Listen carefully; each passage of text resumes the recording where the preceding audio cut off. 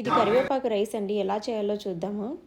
Fresh కరివేపాకు తీసుకోవాలండి. Fresh కరివేపాకు అయితే చాలా టేస్టీగా ఉంటుందండి. కొంచెం పచ్చిమిరపకాయలు, అల్లము, వెల్లుల్లిపాయలండి. ఎక్కువ తీసుకోవద్దు. లిమిట్ అంటే ఓన్లీ స్మాల్ పీసే అల్లము, 2-3 వెల్లుల్లిపాయలు తీసుకోండి. ఫస్ట్ నేను బ్లెండర్లో రెడీ చేసి పెట్టుకుంటున్నానండి. ఇప్పుడు పేస్ట్ చేయను. ఫస్ట్ రెడీ చేసి పెట్టుకోవాలండి. కొంచెం వాటర్ పోసుకొని ఫస్ట్ రెడీ చేసుకోవాలి. ఇది కర్రీ లీవ్స్ పేస్ట్ కోసం అండి. ఇంకా కడాయిలో కొంచెం ఆయిల్ వేసుకొని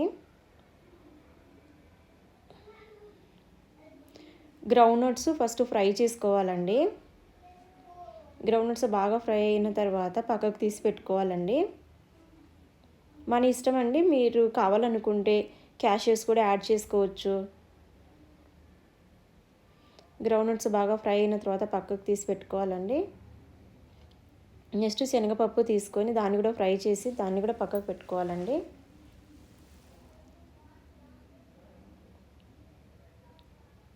ఎండుమిరపకాయలు కావాలంటే కూడా వేసుకోవచ్చండి. ఇప్పుడు పేస్ట్ చేసుకోవాలండి. ముందే మనం పేస్ట్ చేసి పెట్టుకుంటే అది కలర్ చేంజ్ అవుతుంది. మనకి కరెక్ట్గా వేసే ముందే పేస్ట్ చేసుకోవాలండి కర్రీ లీవ్స్. నెక్స్ట్ అదే కడాయిలో కొంచెం ఆయిల్ వేసుకొని జీలకర్ర, కరివేపాకు వేసుకోవాలండి.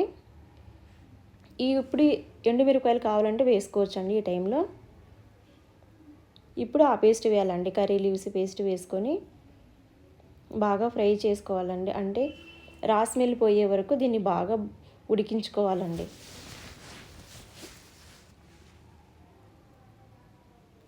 కొంచెం పసుపు కూడా వేసుకోవాలి.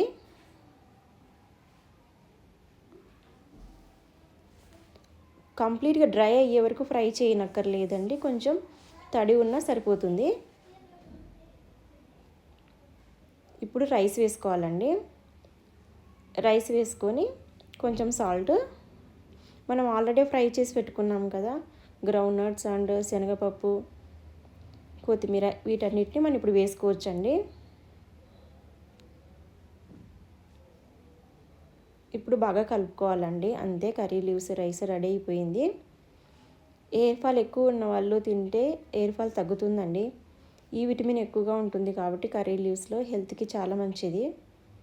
వీక్లీ 1 or 2 తింటే మంచిదండి. ఎయిర్ ఫాల్ తగ్గుతుంది.